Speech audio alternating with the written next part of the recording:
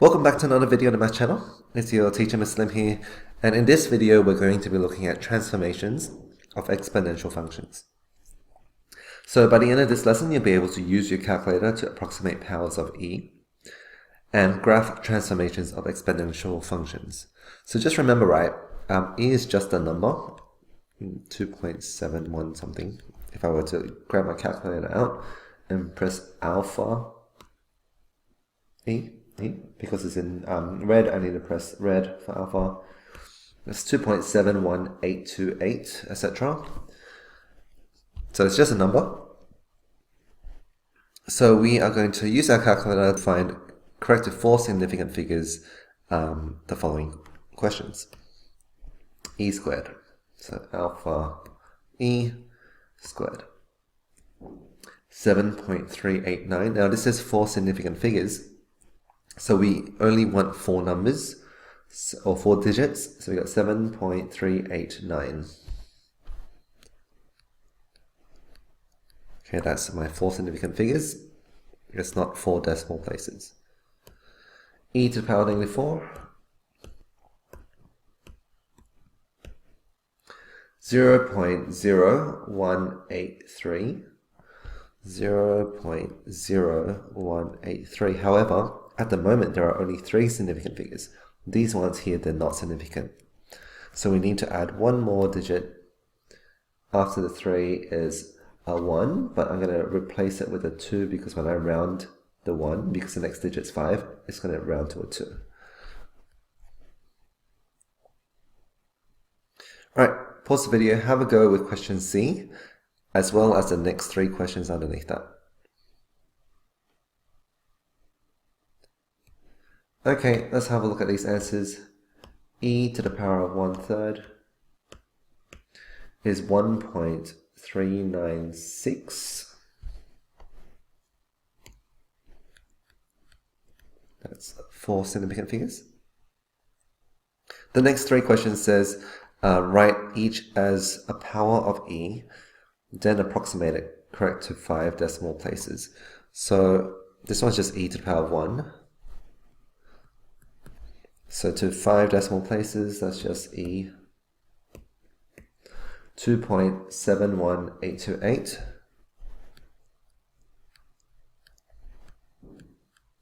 That's my 5 decimal places. Question B is e to the power of -1. Okay, so we can rewrite that as that. And e to the power of -1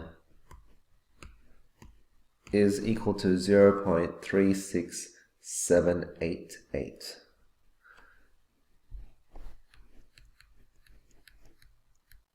That's my 5 decimal places. And question C, this is equal to e to the power of half. Okay, square root is the same as a power of half. They're the same thing. So e to the power of half is 1.64872.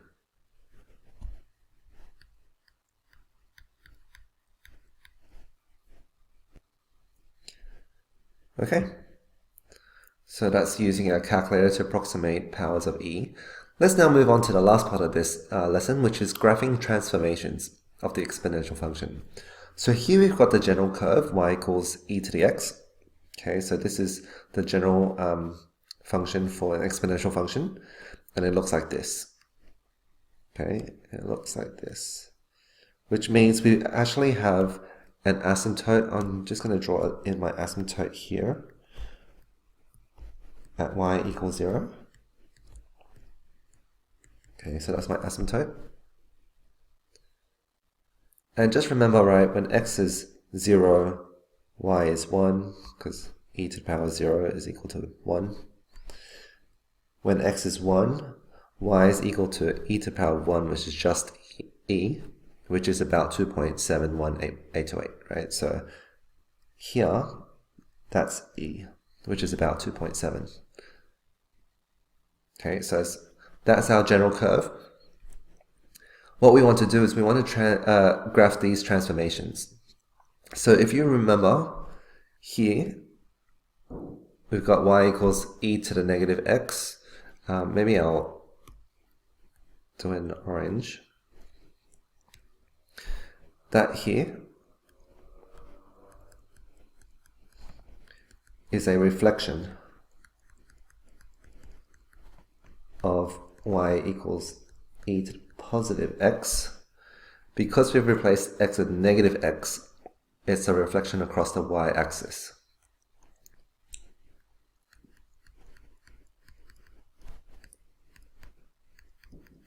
Okay, we replaced x with negative x, so that's a reflection across the y-axis. So the y-axis is here.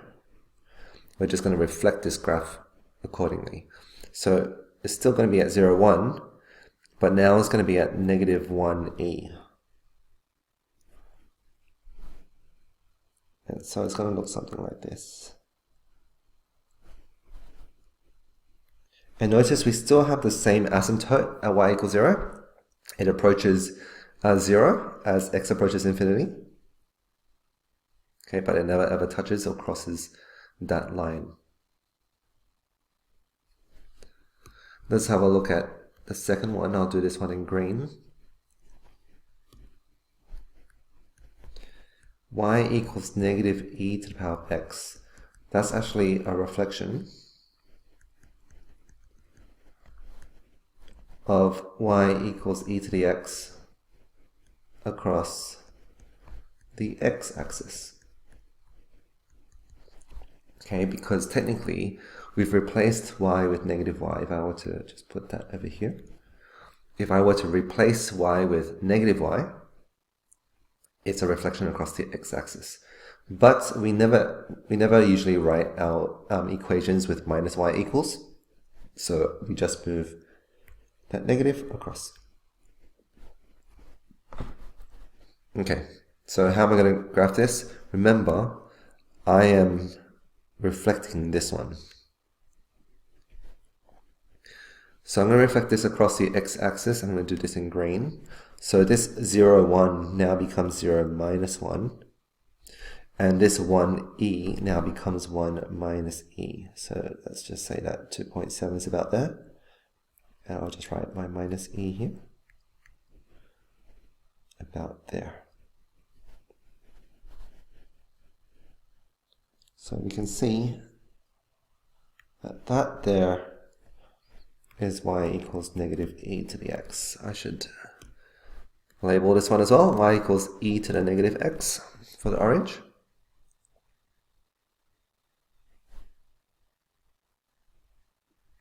And let's do the last one in blue. Call that C.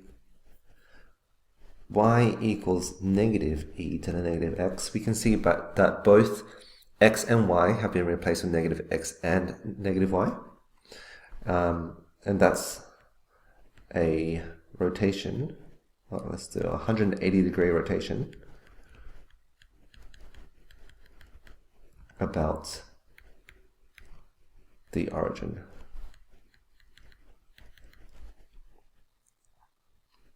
Of y equals e to the x. Okay, so that means the one that I've highlighted in yellow, we are going to rotate that 180 degrees about the origin. So this here will come down over here at at 0 minus 1, but this 1e will now become negative 1, negative e. It's going to come over here. And so when we graph this, it's going to look something like that. And so you can see that the blue curve that I've just drawn is a rotation of a 180-degree rotation of y equals e to the x. I'll just label this negative e to the negative x. And this one, the original, as that. Okay, so we can see here that the asymptote is y equals 0. Okay, what I'm highlighting here. And it's always going to be like that as long as we don't shift it vertically. If we shift it vertically, whether it's up or down, then the that horizontal asymptote will change. Alright, use transformations of the graph y equals e to the x confirmed by a table of values to generate a sketch of each function. Show and state the y-intercept and the horizontal asymptote and state the range.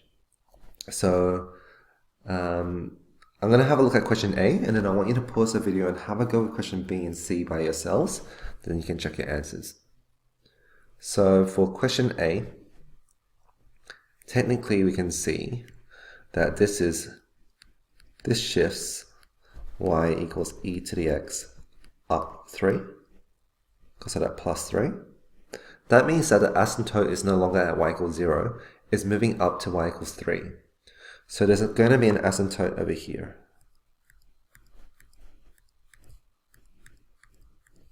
Okay, I'll just label it y equals 3. So asymptote at y equals 3. Alright, let's now generate a sketch of each function. So I'm going to use the table of values, x and y. Because we know the general shape of the exponential function, just 2 points is enough for us to determine what it will look like.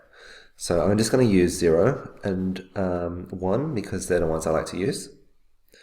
E to the power of 0 is 1, and 1 plus 3 is 4. When x is equal to 1, we've got y is equal to e to the power of 1, which is e plus 3. E plus 3, which is approximately equal to 5.7. Okay, because it's about 2.7. Alright, and that's it, right? Show and state the y-intercept. The y-intercept is when x is equal to 0, and we've already worked that out, so that's good. So we've got 0, 4, which is right here. And we have 1, 5.7. So 1, 5.7 is probably about there. And so that's enough for us to know that our graph is going to look something like this. I'm just going to label this 1 and then e plus 3. That's that point there. And here that's 4. Have I answered everything? I need to state the range as well. So we can see here that the range is all the possible y values, which goes from 3 all the way up to infinity. But we don't include that 3 because it never touches that line y equals 3. So we use the curve bracket from 3 all the way to infinity.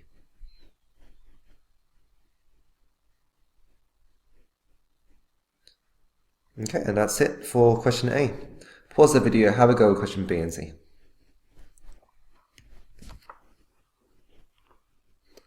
Okay, question B. Technically, we've already done this, but the asymptote is going to stay at y equals 0 because there's no, we're not adding or subtracting a constant here to this. It's not being moved vertically. So that means the asymptote is not being moved up or down, so it stays at y equals 0. Alright, let's do our table of values. 0 and 1. When x is 0, e is equal to 1. When x is 1, we have e to the power of negative 1, which is about, let's use our calculator, e to the power of negative 1, 0.4. Alright, so we have 0, 1, and when x is 1, it's about 0.4, which is probably there. That's enough for us to know that it needs to look like this, okay, because it needs to approach that asymptote. So I'm going to label this point here 1 and then e to the negative 1. That's that point. I'll also label my asymptote y equals 0. And maybe I should label this as well, y equals e to the negative x, and I should label this one y is equal to e to the x plus 3. The range for question B, well, it goes from 0 to infinity, but it doesn't touch y equals 0, so we need to use the curve bracket.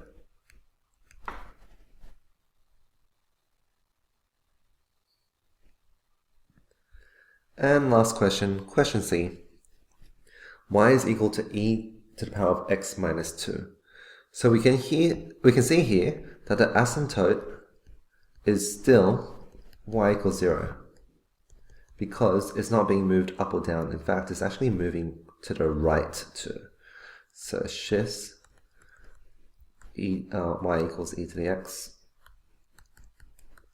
right to right. Just imagine that this is in brackets. Anything in brackets, it moves in the opposite direction. Okay, let's use our table of values. 0 and 1. Actually, let's not use 1. Let's use 2. Because 2 minus 2 will give us 0. And e to the power of 0 is 1, so that's nice and easy. But when x is 0, we've got e to the power of negative 2. Well, what's that equal to? E to the power of negative 2 is about 0.1. Okay, so our asymptote y equals 0, let's put that in. Okay, that's y equals 0. We have 2, 1. 2, 1 is up here. And we have 0, 0.1 down here.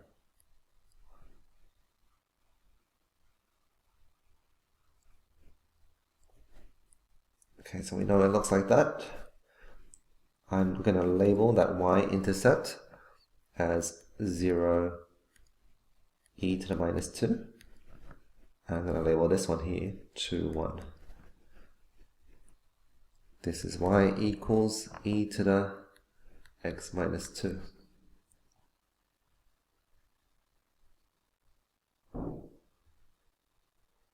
Okay, and that's it. So what do I mean by it shifts right to? Well, the original one, if we were to sketch y equals e to the power of x, that's going to look like this. Something like this. Oh, that's not right. 2.7. It's going to look something like this. But all we're doing is we're moving every single point to the right too. Okay, it's not a great sketch, but we can see that this point here has been moved to the right too, over here. Okay, and we still need to work out the range. The range is all the possible y values, and because the asymptote is y equals 0, and it doesn't touch it, it goes from 0 all the way to positive infinity. Okay, just remember if it's flipped across the x-axis, if it's down here somewhere, then the range will be from negative infinity to 0 if the asymptote is still y equals 0. Okay, so that's it for this video. By now you should know how to use your calculator to find different powers of x and to graph transformations of different exponential functions. Thanks.